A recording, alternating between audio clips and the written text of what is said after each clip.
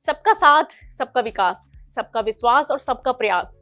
आज निर्मला सीतारमण ने ये कहा है, तो क्या ये बजट इस पे खरा उतरता है? इसी बजट की बारीकियों को समझाने के लिए आज हमारे साथ मनी कंट्रोल के कंसल्टेंट गौरव चौधरी हैं। Welcome to money control Hindi. तो सबसे पहला सवाल मेरा ये है कि क्या ये बजट है सबका साथ, सबका विकास, सबका विश्वास और सबका प्रयास, या फिर सिर्फ कुछ जगह के लिए ही? नहीं, मैं तो यही बोलूँगा कि जो इकोनॉमिक ग्रोथ है उसको बूस्ट करने के लिए वित्त मंत्री निर्मला सीतारमण जी ने पूरा दाव मिडिल क्लास और सैलरीड क्लास पे लगा दिया है। और वो उनकी जब स्पेंडिंग एबिलिटी बढ़ेगा तब इकोनॉमिक ग्रोथ होगा। Disposable income of salaried and middle class की ऊपर ही पूरा दाव लगा दिया है।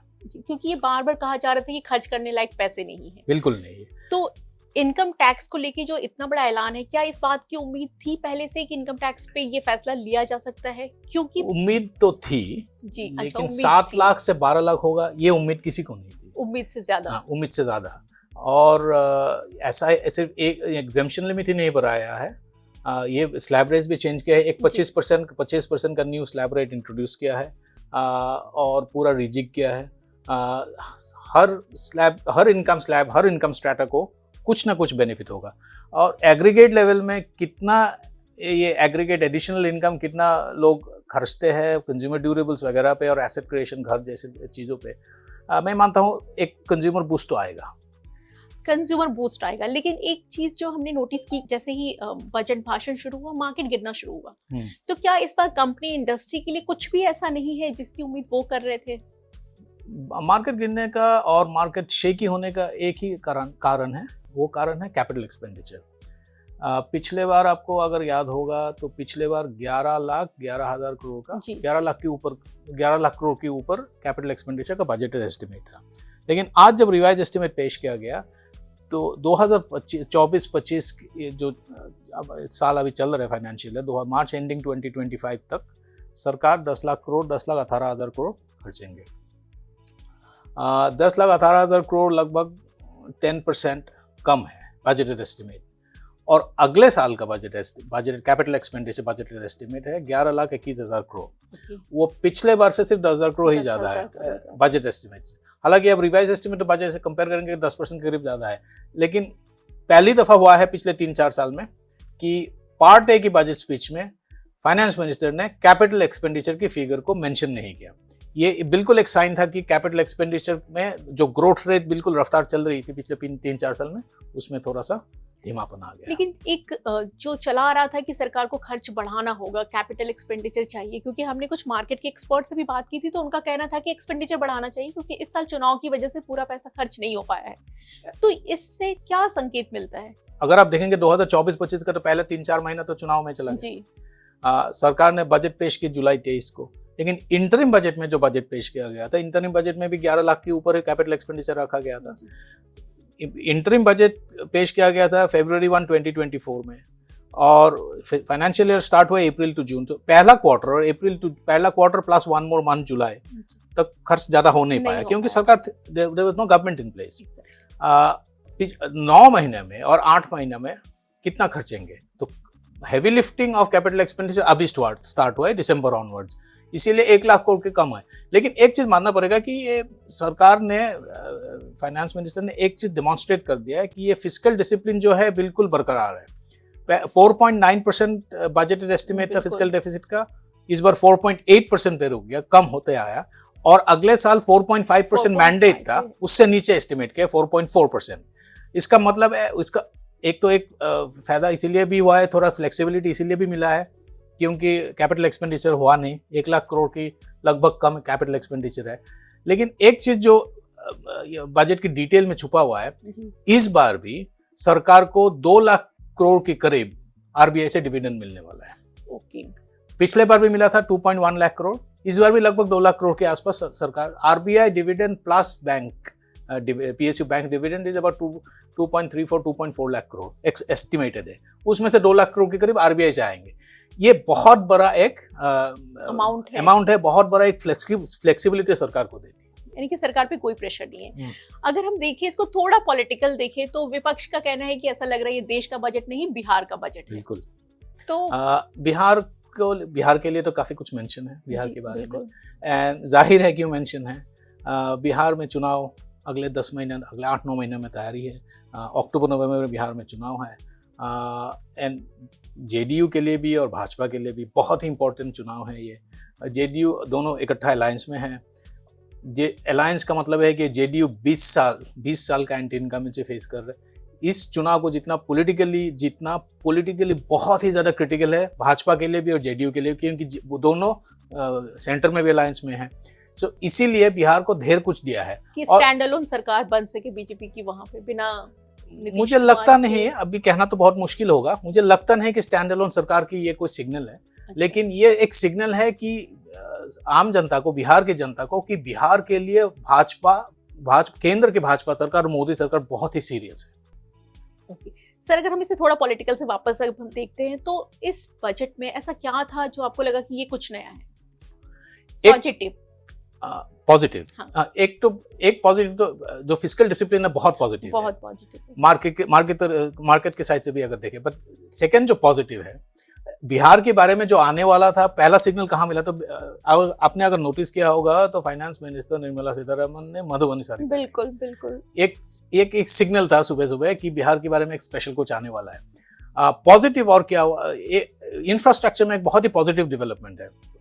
पिछले 3-4 साल में और 5-6 साल में क्या हो रहा था, infrastructure project creation EPC model के थ्रू हो रहा था, इंजीनियरिंग प्रोक्योरमेंट एंड कॉन्ट्रैक्ट। अभी क्या हो रहा है, सरकार ने बोल दिया है कि will move back to PPP as a dominant model.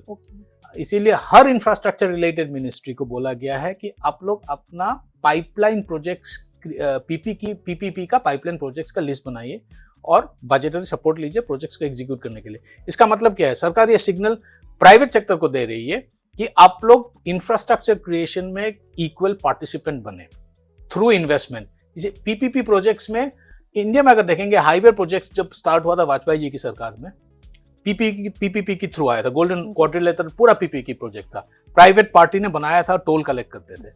उसी सेम मॉडल अभी फिर रिटर्न हो रहा है। मुझे लगता है कि इंफ्रास्ट्रक्चर क्रिएशन का प्रोजेक्ट का क्रिएशन का रफ्तार बढ़ने वाला है जी। इस बजट में अब मुझे लगता है कि जो लोग शेयर मार्केट से कुछ जानना चाहते हैं वो इस हिसाब से कुछ अपनी कंपनियों को चूज कर सकते हैं कि इंफ्रास्ट्रक्चर की कंपनियों के अच्छे दिन आएंगे। एक और सवाल, ये किसानों पे बहुत फोकस रहा, जो आमतौर पे हम देखते थे कि अच्छा किसानों के लिए कुछ नहीं है, महिलाओं के लिए कुछ नहीं है, लेकिन इस बार ऐसा लग रहा था कि हाँ, वो आम आदमी का बजट है जिसमें किसान भी है और महिलाएं भी है।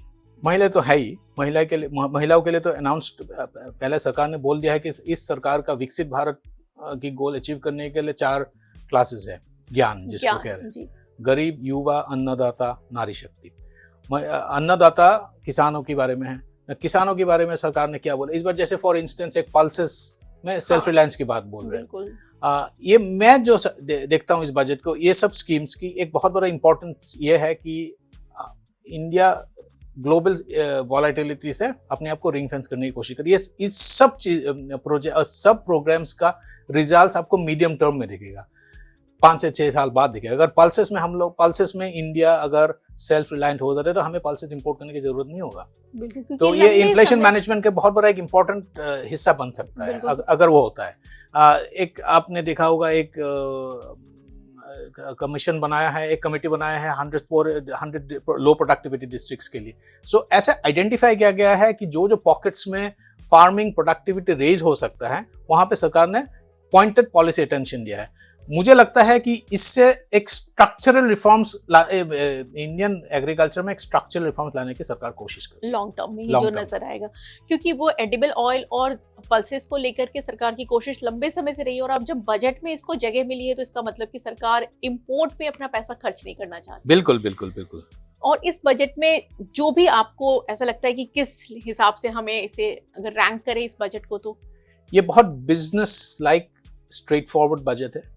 अच्छा, क्योंकि हमें तो लग रहा था कि आम आदमी का बजट है। नहीं, आम आदमी का तो बजट है ही। आम आदमी मतलब सैलरीड क्लास का बजट। आम आदमी अभी कह सकते हैं आम आदमी का बजट है। दिल्ली में चुनाव है, इसमें एक पॉलिटिकल मैसेजिंग भी है। दिल्ली का चुनाव 4 दिन बाद है, 5 फरवरी को दिल्ली में चुनाव है। दिल्ली में salaried class votes are very high, और युवा जो लोग हैं, यंग प्रोफेशनल्स, वो सारे 12 लाख के नीचे ही ज्यादातर मिलेंगे आपको। तो उनको बहुत ज़्यादा फायदा होगा। बट एज अ बजट ये बहुत बिजनेस लाइक सीरियस बजट है, बट मोर इम्पोर्टेंटली बहुत फोकस्ड बजट है। इस सरकार को एब्सोल्युटली क्लियर है सरकार को करना क्या चाह रहे हैं। कंज्यूमर स्पेंडिंग बढ़ाना चाह रहे हैं, डिस्पोजेबल इनकम बढ़ाना चाह रहे हैं, और किसान और इंफ्रास्ट्रक्चर में पॉइंटेड पॉलिसी फोकस है। ओके सर, एक और चीज मैं इनकम टैक्स से रिलेटेड पूछना चाहूंगी कि ये जो नया इनकम टैक्स बिल लेकर आने वाली है, इसका क्या फर्क पड़ेगा? नया इनकम टैक्स बिल अगले हफ्ते आने वाला है। जुलाई की बजट में पिछले साल फाइनेंस मिनिस्टर ने बोला था कि एक नया इनकम टैक्स बिल आने वाला है। इंडिया का इनकम टैक्स एक्ट जो है, करंट इनकम टैक्स एक्ट 1961, 64 साल पुराना है। हर साल इसमें अमेंडमेंट होता है। हर साल कुछ ना कुछ ऐड होता है, कुछ ना कुछ डिलीट होता है, एग्जेम्पशंस ऐड होता है, एग्जेम्पशंस डिलीट होता है, नई नई चीज़ें ऐड होता है। ओवर द ईयर्स ये बहुत ज़्यादा कॉम्प्लेक्स हो गया है। अभी दिस इज 2025, तो हमारे लिए बहुत ज़रूरी है कि हमें एक modern, contemporary, easy to understand, simple, easy to interpret income tax law चाहिए। ये income tax bill is going to be a very simplified version, a very simplified law. आम जनता के लिए इनकम टैक्स इंटरप्रेट करना आज की डेट में बहुत मुश्किल है, बहुत ही टेक्निकल है। और इनकम टैक्स बिल जो comprehensive review of the income tax bill law act, ये इनकम टैक्स एक्ट 1961 को रिप्लेस करेंगे। उसकी जगह ये वाला बिल आएगा। जो कंपनीज एक्ट 2013 आया था, उसका जो असर कंपनीज में हुआ था, इनकम टैक्स एक्ट 2025 अगर इस साल पास हो जाता है, उसका असर उससे ज्यादा होगा, क्योंकि यहाँ पे इंडिविजुअल्स भी इन्वॉल्व है। तो बहुत ज्यादा इजी हो जाएगा, easy to interpret, easy to understand, और सिंपल और मॉडर्न, ताकि टैक्स पेयर इजीली अपना टैक्स रिटर्न फाइल कर सके। ओके सर, अंत में मैं पूछना चाहूंगी कि 10 में से कितने नंबर देना चाहेंगे आप? मैं 10 में से 7.5 देना चाहूँगा। मैं टैक्स, इंडिविजुअल इनकम टैक्स को लेके सरकार ने एक बहुत ज़्यादा अच्छा सिग्नल दे दिया है कि ये न्यू इनकम टैक्स रेजिम जो है वो डिफ़ॉल्ट रेजिम है। ये एक साइन है, सिग्नल है और एनकरेजमेंट है लोगों का कि आप न्यू इनकम टैक्स रेजिम में शिफ्ट हो जाइए। सेकंड, इनकम, ये देखने लायक होगा इनकम टैक्स बिल में अगर सरकार ये स्पेसिफाई कर देते हैं कि पुराना ओल्ड इनकम टैक्स रेजिम इतने साल तक ही रहेंगे, उसके बाद इसको हटा दिया जाएगा, ये खत्म करने का प्रोसेस स्टार्ट हो गया। सो ये एक बहुत बड़ा रिफॉर्मिस्ट प्रोसेस है। ये रिफॉर्म्स इंडिया में 10 साल पहले आना चाहिए था, पर लेकिन आ रहा है अभी, which is a very good thing. Third, infrastructure पे जो कंटिन्यूड फोकस है, जो इंफ्रास्ट्रक्चर में कंटिन्यूड फोकस है to create jobs and multiply income, is a very good sign. Fourth, fiscal discipline से अनवेवर्ड है। 4.4% फिस्कल डेफिसिट फिक्स करना within 4 years। 2021 में आपको याद होगा, कोविड के बाद जब बजट पेश हुआ था, फिस्कल डेफिसिट 9.2% गया था। जाहिर है, नॉर्मल है, एक्सपेक्टेड था। 9.2% से 4.4% का फिस्कल डेफिसिट लाना is commendable. Having said that, 2-4 शायद और मौका था सरकार के पास, वो इस्तेमाल नहीं हो पाया। एक बहुत बड़ा आइडियाज पेश करने का एक अपॉर्चुनिटी था। It could have been a more big ideas budget, वो शायद नहीं हो पाया। Maybe it's a process. हम उम्मीद करते हैं कि अगले साल भी बजट में ऐसा ही कुछ आएगा। यानी कि एक बहुत ही क्रिस्प बजट है। बिल्कुल। Okay, thank you so much. और हमारे यूजर के अगर कोई सवाल है, वो किसी चीज़ के बारे में जानना चाहते हैं या समझना चाहते हैं, तो हमें कमेंट करके ज़रूर बताएं।